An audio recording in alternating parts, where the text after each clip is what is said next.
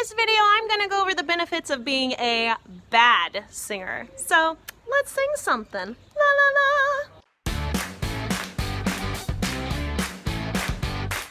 There's so much focus on being this amazing singer, but there's actually benefits to not being a good singer at all, to being a bad singer. So I'm gonna go over my top 3 benefits of being a bad singer. Number 1, value.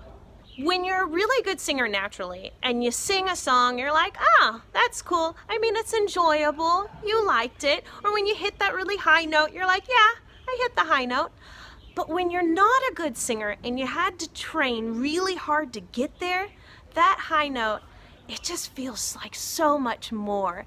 If you've worked for 2 months training every single day to be able to sing this certain section of a certain song, and then when you do it, it's like this high. You feel amazing. There's so much more value that's put into that success than if it just happened or you were born with it, so to speak.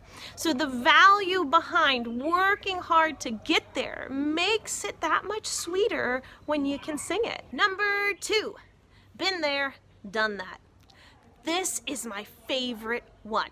So here's the thing. If you naturally know how to sing well, and you're singing all these different songs, and then time goes on, and I hear this all the time, I used to be able to hit that note.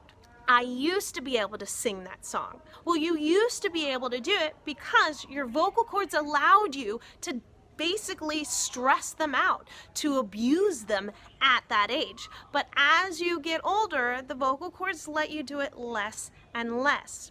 Now, when you're singing really well and you don't do any of that training, you're like, well, I used to be able to, but now I can't.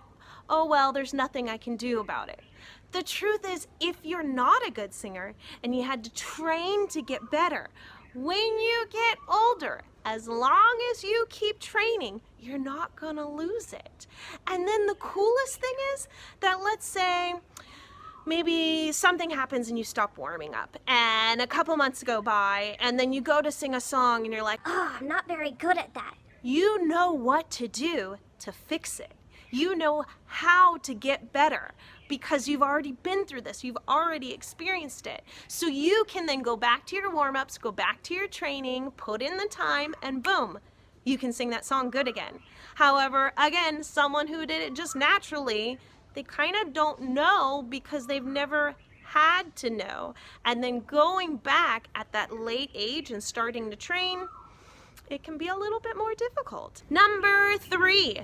Beauty in the struggle.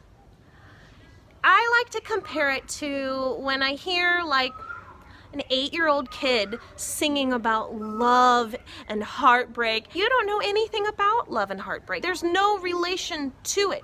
All it is notes and vocal training. There's no emotion put behind it because you just don't have that experience.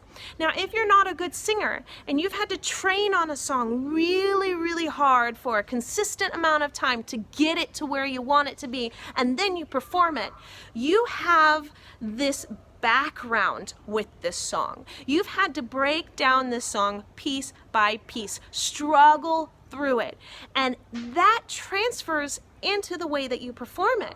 You've put value, like we talked about before, but you've also put your blood, sweat, and tears into the song. And when you sing it and when you present it to your audience, the audience can feel the difference. They can feel that depth that you put into the song. Whereas if you're someone who can just kind of sing whatever, that kind of sing whatever feeling will also translate to the audience, and they're not going to get that same deep beauty as they get from someone who struggled with it more. If you are new to singing and you want to improve your voice fast, then you're going to click on this playlist up here because I made it just for you. For all my vocal tips, tricks, and hacks, click here and come and hang out with me in my Facebook group. The link is down below. I will see you in the next song. La, la, la.